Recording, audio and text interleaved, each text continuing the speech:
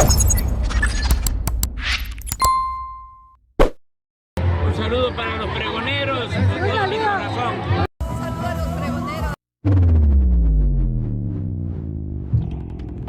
¿Qué tal, amigos y amigas? Bienvenidos a una nueva información más. Bienvenidos a su canal Pregoneros. El día de hoy les traemos este fragmento de video de cómo pues ya casi convencen a este chayotero, a Luis Cárdenas, conductor de este programa en MBS Noticias, que les explican tanto Hamlet Almaguer, diputado de Morena, y también Israel Zamora.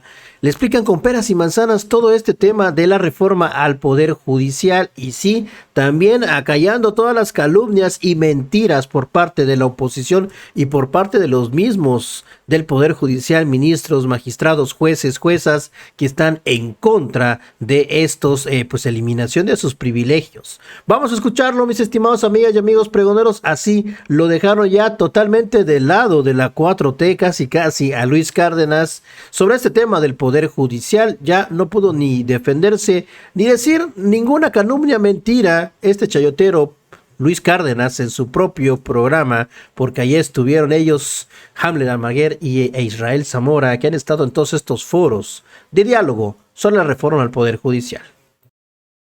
Pero pues es cierto que ustedes son expertos en estos temas. O sea, el tejido fino está muy de su mano en toda esta reforma al Poder Judicial. Así que déjenme empezar. Pues, ¿qué quieren hacer?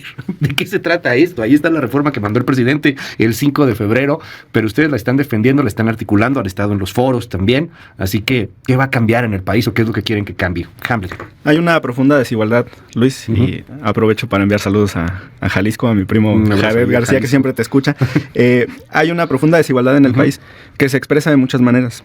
No es el mismo acceso a la educación que tiene un rico al que tiene un pobre. No es el mismo acceso a la salud. No era el mismo acceso al transporte público, por ejemplo, aquí en la Ciudad de México. Luego ya se enfocó el desarrollo principalmente en el oriente de la ciudad, con el cablebús y el trolebús elevado.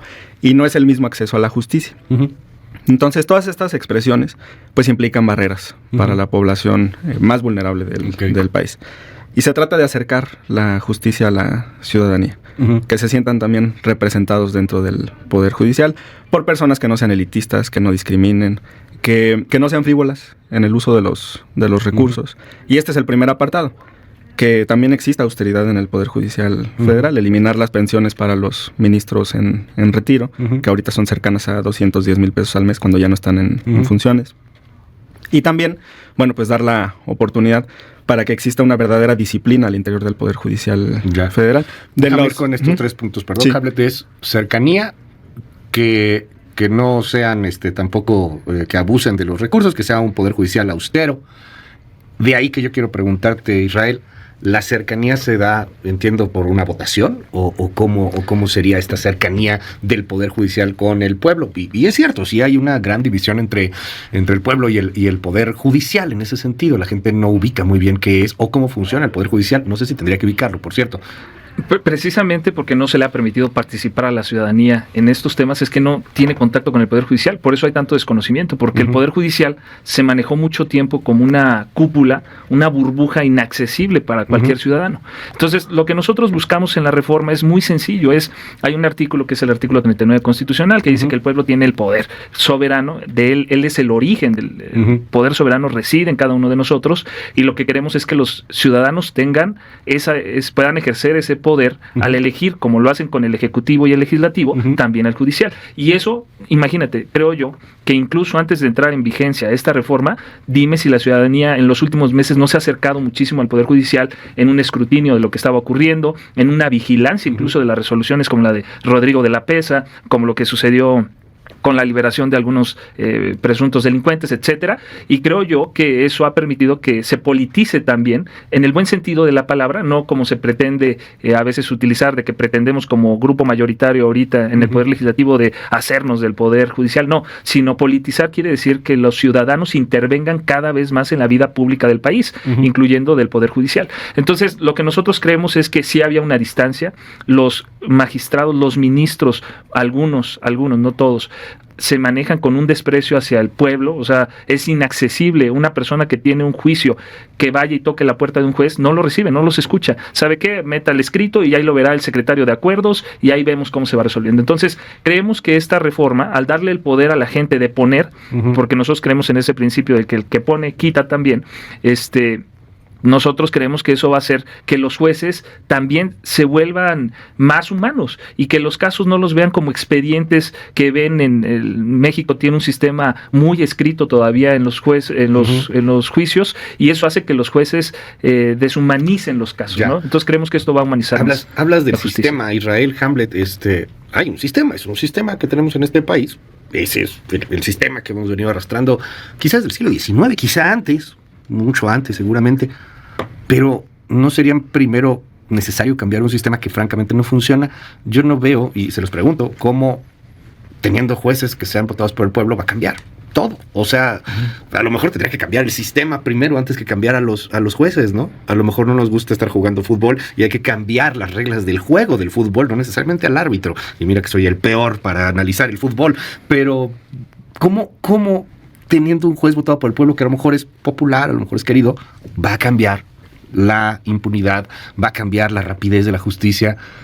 Difiero un poco, lo digo con todo respeto, Israel, yo he tenido oportunidad de estar en juicios, en algún momento fui abogado, y sí conoces a los jueces y sí puedes tocar la puerta, y en la mayoría de los casos llega a escuchar el juez cuáles son las inquietudes de las partes, pero sí, entiendo que debe haber algunos prepotentes y algunos sangrones que no quieren ver al pueblo. ¿Cómo cambiaría eso, Hamlet? Otro apartado de la reforma, Luis, es la creación de un tribunal de disciplina judicial que va a tener la oportunidad de analizar el sentido de las resoluciones de los jueces y magistrados, identificar actos de corrupción que también existen en el Poder Judicial y estar muy pendientes del nepotismo, que como lo han aceptado los propios jueces y magistrados, pues es un cáncer que carcome al Poder Judicial. Que un magistrado tenga 67 familiares dentro de la estructura del Poder Judicial, pues es ofensivo para el pueblo de México. Y aquí vamos en una reforma secuencial. Dejas la puerta abierta con tu comentario a otro aspecto que es muy necesario reformar en nuestro país, que es la procuración de justicia. Y hoy un diario nacional, por ejemplo, retoma las declaraciones de la futura consejera jurídica de la presidencia. El propio presidente López Obrador ya se ha referido a este aspecto. Entonces, vamos a arrancar con el Poder Judicial Federal. Se toca también el 116 de la Constitución, que distribuye las competencias a nivel de entidades federativas, y sigue una reforma a la procuración de justicia.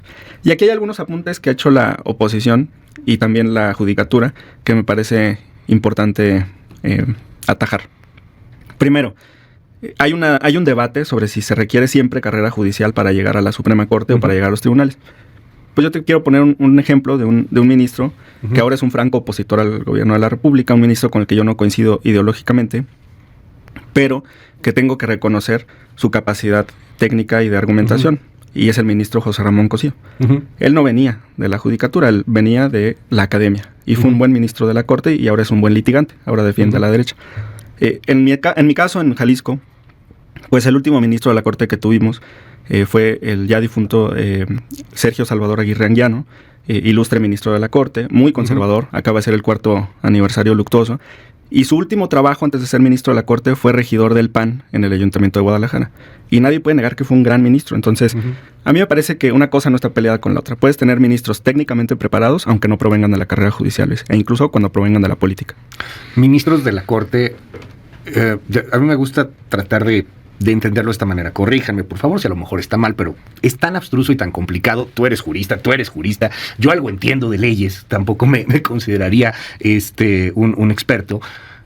Y es complicado, para ustedes mismos es complicado. Cuando vemos a los ministros de la Corte, a los 11, uno podría decir, bueno, están discutiendo la constitucionalidad de los grandes temas. Pero eso se puede aplicar, por ejemplo, a un asunto que es extremadamente técnico, como resolver un divorcio, como resolver una herencia, como irte a algo pues que es de lo que llaman los mexicanos de justicia cotidiana, en donde huele a decir, en algunos lados eso sí funciona, Hay tribunales en donde eso sí funciona. Me llama la atención lo que dice Hamlet. Vamos a empezar con el Poder Judicial a nivel federal, y tocas el tema de la experiencia, Hamlet. Va, que no necesariamente tengas carrera judicial para los ministros, pero ¿de verdad cualquiera puede ser juez, Israel? Bueno, nosotros creemos que es una excepción, ¿no? Lo que menciona, dejar la puerta abierta a todos. Lo que contempla la reforma es sí una serie de requisitos que se tienen que cumplir. Es importante mencionar que los requisitos actuales no se tocan.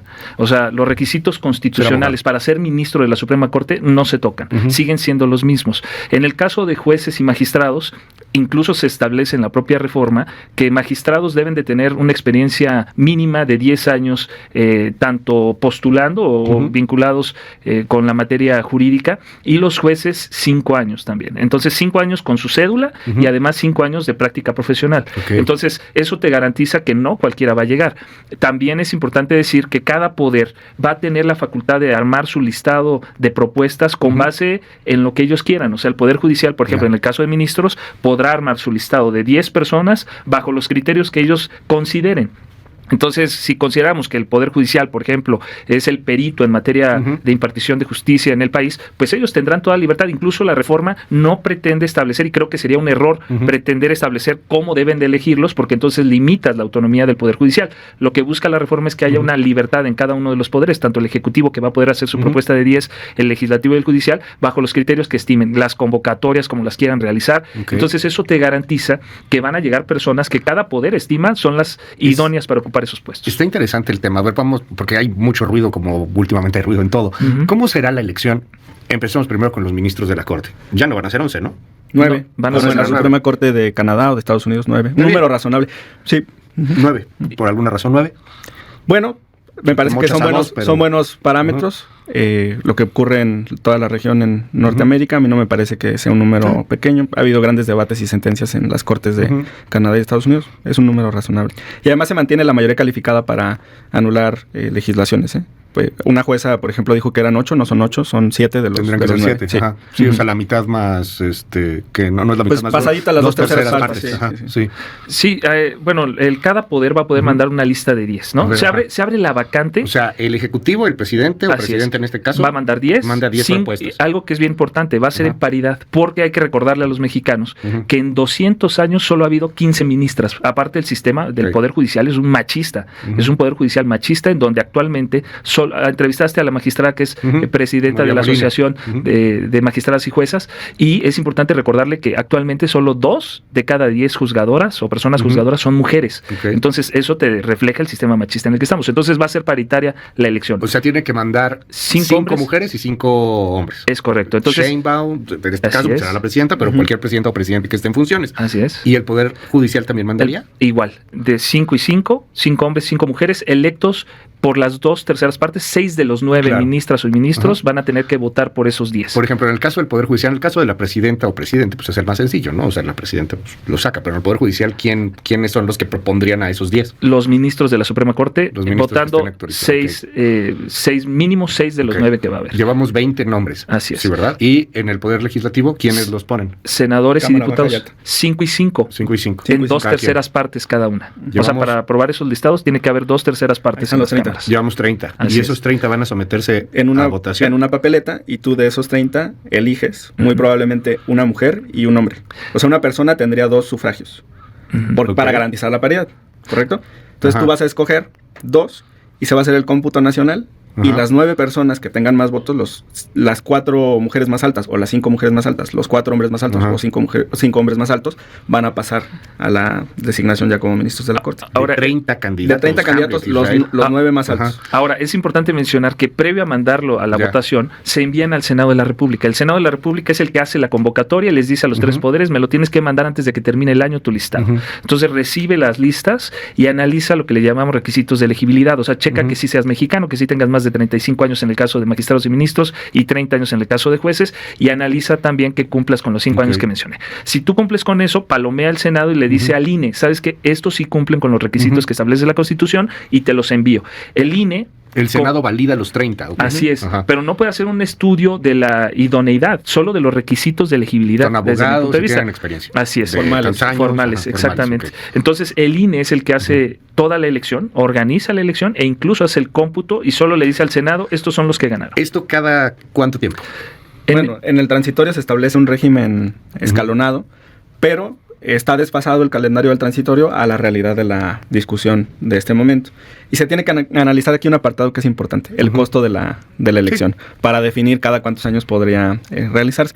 El 30 de julio, por cierto, es el foro en la Cámara de Diputados donde esperamos la visita del Instituto Nacional Electoral. Vamos a extenderla formalmente a Guadalupe Tadei para que nos exponga cuáles son los requerimientos para una eventual elección de jueces, magistrados y ministros. Pero durarían, ¿ahorita cuánto dura un ministro? 15 años. ¿Y seguirían durando 15 años? 12. Van 12. Se reduce. Y quieren, o una de las ideas, o todavía no está concreto, es que se cambie toda los 11 se van de trancazo. Los 11 se van, pero para el siguiente año. Sí, los 11 se van, pero pero pueden participar. A quienes les quede un tiempo razonable. Si vas a salir en 6 meses, pues ya no vas a participar otra vez en la elección que te va a dar otros 12 años. Okay. Pero si vas empezando, si tienes menos de la mitad del periodo, me parece un tiempo razonable para que puedas aspirar al cargo. No es ser mala onda y les juro que lo que no quiero es politizar, pero los que tienen menos de la mitad del periodo, pues son los suyos. Claro que no. Ve a Ríos Farjat. Ve a Ríos Farjat y ve a Cántara Carrancá. No, si la escucharas como... Llegaron por ustedes. Es como si hay independencia judicial. Bueno, sí, digo, los que hay son de ustedes, son de la 4T. Ahora, es importante mencionar que en el régimen transicional, ¿no? En los artículos transitorios, sí se establece que por primera vez se realicen de manera extraordinaria el próximo año. En el 2025 se estaría realizando.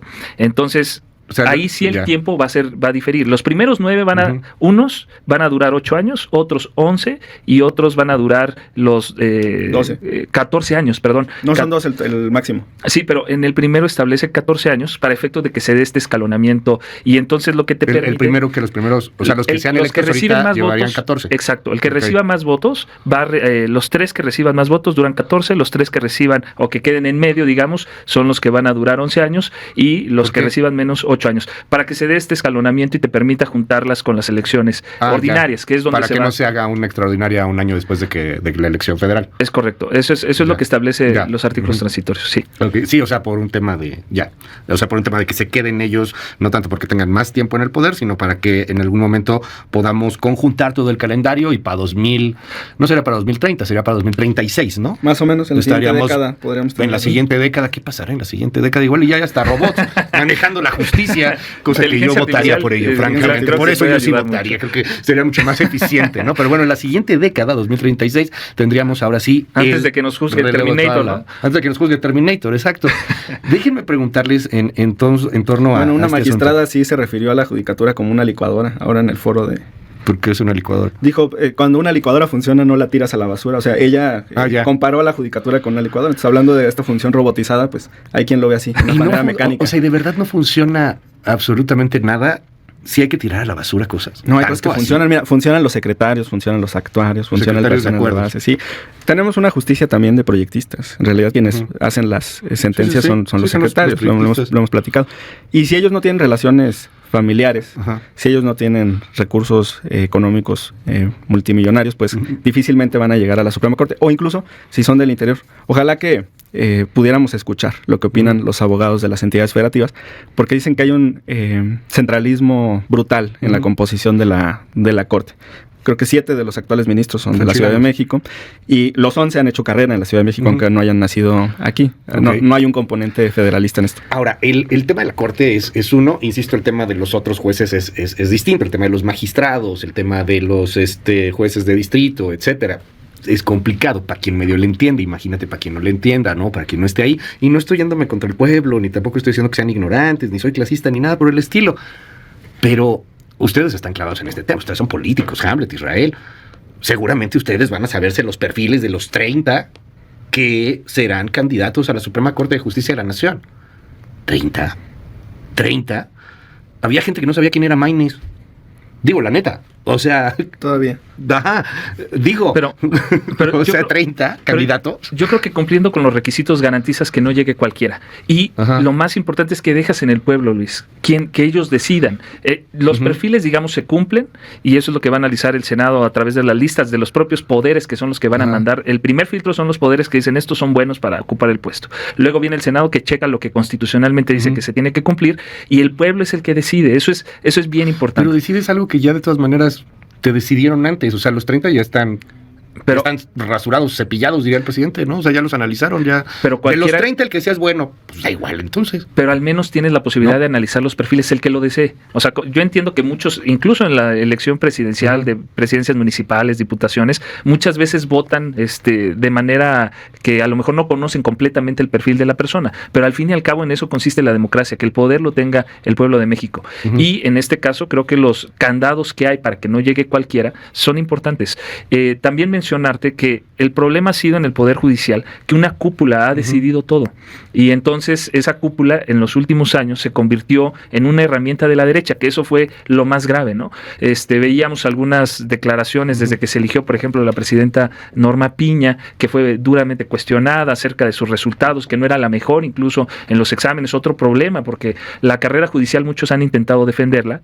Esta, para mí, Luis, esta cúpula de la que te hablo en el Poder Judicial ha utilizado al personal de base del Poder Judicial como carne de cañón, diciendo que lo que se busca es proteger sus derechos, y a ellos el mensaje es bien claro: nosotros garantizamos que ninguno de sus derechos adquiridos se va a violentar. Y luego dijeron, es que vamos a proteger también a jueces y magistrados. El problema es que en la selección de jueces y magistrados hay una gran discrecionalidad. ¿Sabías tú, por ejemplo, que cuando hacen exámenes para competir por los puestos, no les dan los resultados? Solo te dan los resultados si tú impugnas. Entonces, eso genera que los que toman la decisión, el Consejo de la Judicatura, de quién gana, sea poco transparente. Entonces, eso es lo que queremos nosotros reformar, ¿no? Que haya más transparencia en la elección.